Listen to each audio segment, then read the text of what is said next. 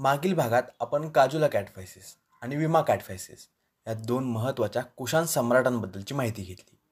काजूला कॅटफायसिसने Bactria प्रांतातील 5 युचित जमातींना कुशाण साम्राज्याच्या आधिपत्याखाली आणलं. यानंतर याने काबूल नदीच्या दिशेने आपली वाटचाल सुरू केली आणि गंधारला सुद्धा जिंकून घेतलं. आता यावरून आपण म्हणू शकतो काजूला कॅटफायसिस हे कुशाण घराण्याचे संस्थापक होते.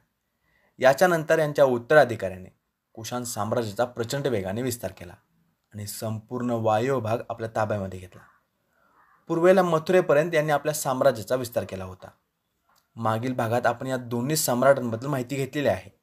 आज या भागात आपण सम्राट कनिष्क यांच्याबद्दल माहिती घेऊया. ख्रिस्त जन्मोत्तर 78 मध्ये यांचा कार्यकाळ सुरू झाला. सम्राट कनिष्क आणि विमा कॅटफायसिस यांचा नेमका संबंध काय होता हे सांगणं इतिहासकारांना शक्य झालेलं नाही. कनिष्कच्या राजकीय आणि सामाजिक कार्यामुळे याला कुशाण साम्राज्याचा सर्वात बलाढ्य सम्राट म्हटलेला आहे.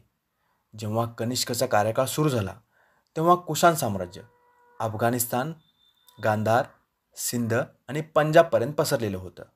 हा भूभाग कनिष्कला मागील सम्राटाकडून मिळाला होता, पण यांनी यांच्या कार्यकाळात कुशाण साम्राज्याचा भूभाग प्रचंड वेगाने वाढवला. अशा प्रकारे कुशाण साम्राज्य सम्राट कनिष्कच्या काळात यशाच्या शिखरावर पोहोचलं होतं. यामुळे सम्राट कनिष्कच्या कार्यकाळाला शक इरा सुद्धा म्हटलं जातं. आता हे ऐकून तुम्हाला प्रश्न पडलेला असणार, सम्राट कनिष्क तर कुशाण होते, तर मग यांच्या कार्यकाळाला शक इरा का म्हटलं जातं? याचं कारण म्हणजे भारतीय लोक तेव्हा सर्व विदेशी लोकांना शक म्हणायचे, म्हणूनच यांचा कार्यकाळ म्हणजे शक इरा. आता यांनी केलेला साम्राज्य विस्तार जाणून घेऊया. नकाशात दाखवल्याप्रमाणे यांनी भारताचा बराच भाग आपल्या ताब्यात घेतला होता. मगध, पाटलीपुत्र तसेच बोधगयापर्यंत यांनी आपल्या साम्राज्याचा विस्तार केला. सम्राट कनिष्क साम्राज्य विस्तारादरम्यान बौद्ध भिक्षू अश्वघोष यांच्या संपर्कात आले. पुढे जाऊन हेच बौद्ध भिक्षू अश्वघोष सम्राट कनिष्कचे राजकीय सल्लागार बनले. अश्वघोष यांच्याबद्दलची माहिती याच भागात आपण पुढे बघूया. आता आपण यांच्या साम्राज्य विस्ताराबद्दल जाणून घेत आहे. याच संदर्भात एक महत्त्वाची माहिती कन्हान यांच्यामार्फत आपल्यापर्यंत पोहोचलेली आहे. कन्हान हे एक संस्कृत साहित्यिक होते. यांनी एक काश्मीरी साहित्यामध्ये लिहिलेलं आहे की कनिष्कने काश्मीरला सुद्धा आपल्या आधिपत्याखाली आणलं होतं, पण नकाशात दाखवलेला संपूर्ण भाग कनिष्कच्या ताब्यात नव्हता. यांच्या साम्राज्याचा विस्तार उत्तरेला काश्मीर, पूर्वेला वाराणसी, पश्चिमेला गांधार तर दक्षिणेला माळवा पठारापर्यंत यांचे साम्राज्य पसरलेलं होतं. भारतातील बाकी ठिकाणी यांची प्रत्यक्ष सत्ता नव्हती. इतर ठिकाणी स्थानिक राजा असायचा आणि हा राजा सम्राट कनिष्कचा प्रतिनिधी म्हणून काम करायचा.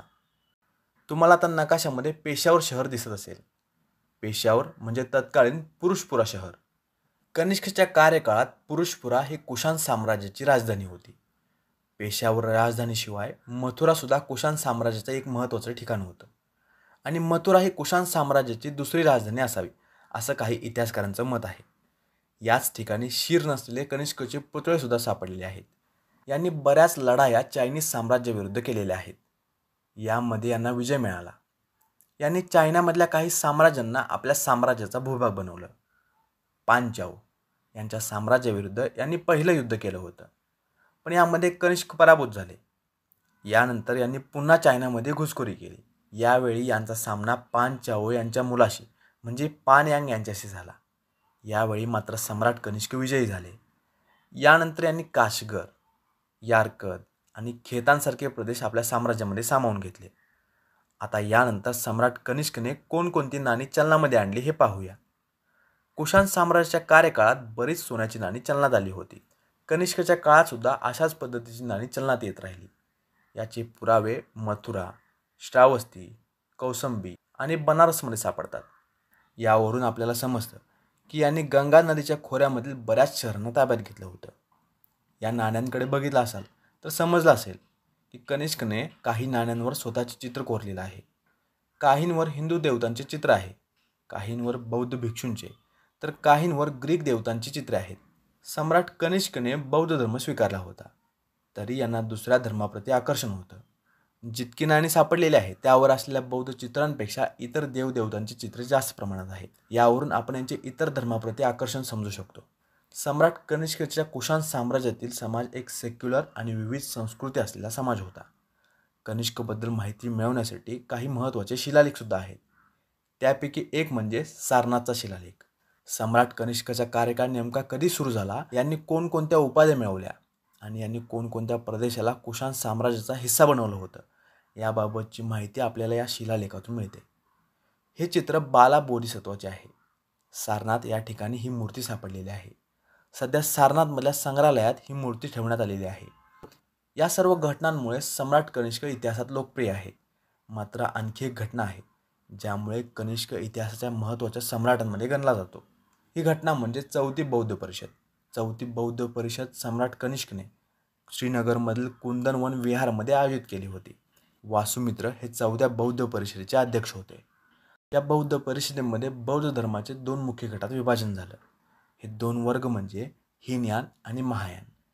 हीनयान म्हणजे लहान वाहन आणि महायान म्हणजे मोठे वाहन. असले विचित्र नामकरण यांनी स्वतः तर केलं नसणार. जे महायान गटाचे लोक होते यांनी या दुसऱ्या गटाला हीनयान हे नाव दिलं. बौद्ध धर्माचे नेमके ध्येय काय असले पाहिजे याबाबत यांच्यामध्ये मतभेद होते. हीनयान यांच्या मते प्रत्येक बौद्ध भिक्षूने निर्वाणप्राप्ती केली पाहिजे आणि सांसारिक जीवनातून मुक्त झालं पाहिजे.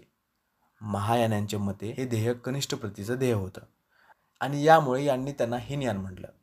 आता हे ध्येय लहान ध्येय आहे, तर मग मोठं ध्येय म्हणजे काय? एखाद्या भिक्षूने बोधिसत्व होऊन समाजातील लोकांची मदत केली पाहिजे. याला हे लोक उच्च ध्येय म्हणायचे. अशा प्रकारचे ध्येय ठेवणाऱ्या गटाला महायानी गट म्हटलं गेलं. यांचा हा उद्देश महाकरुणेवर आधारलेला असल्याचे यांचं मत होतं. म्हणजे यांचा गट लोकांच्या प्रती असलेल्या करुणेवर आधारलेला होता. तर मोक्षप्राप्तीसाठी प्रत्येकाने स्वतःहून प्रयत्न केला पाहिजे.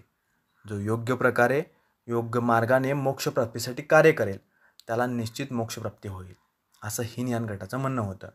तर याच वेगवेगळ्या विचारांमुळे बौद्ध धर्मात विभाजन झालं होतं आणि 2 गट निर्माण झाले होते. या महायान गटात बुद्धांसोबत बोधिसत्वाला सुद्धा आत्यंतिक महत्त्व देण्यात आलं.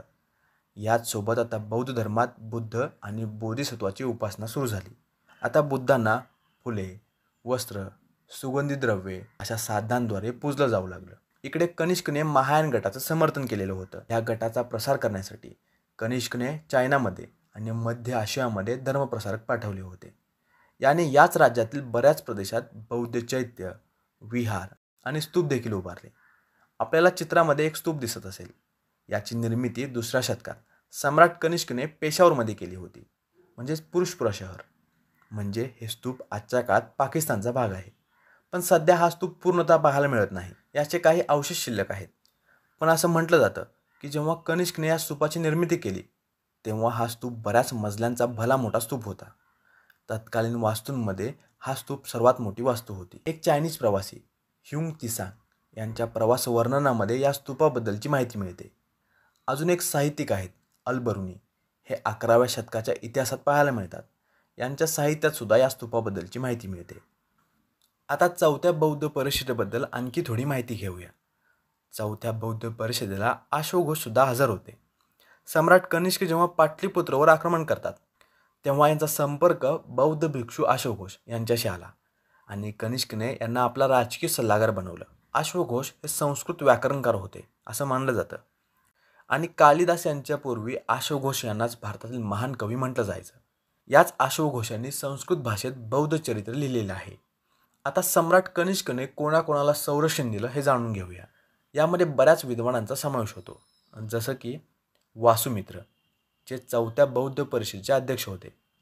याशिवाय अशोकघोष ज्यांच्याबद्दल आत्ताच आपण माहिती घेतलेली आहे. यानंतर चरक प्राचीन भारतातील एक महान वैद्य आणि नागार्जुन हे एक बौद्ध मेटाफिजिशियन होते. या सर्वांना सम्राट कनिष्कने संरक्षण दिलं होतं. सम्राट कनिष्कचा कार्यकाळ ख्रिस्त जन्मोत्तर काळ 78 पासून ते 120 पर्यंत होता. तर आत्तापर्यंत आपण सम्राट कनिष्क याच्याबद्दल माहिती घेतली.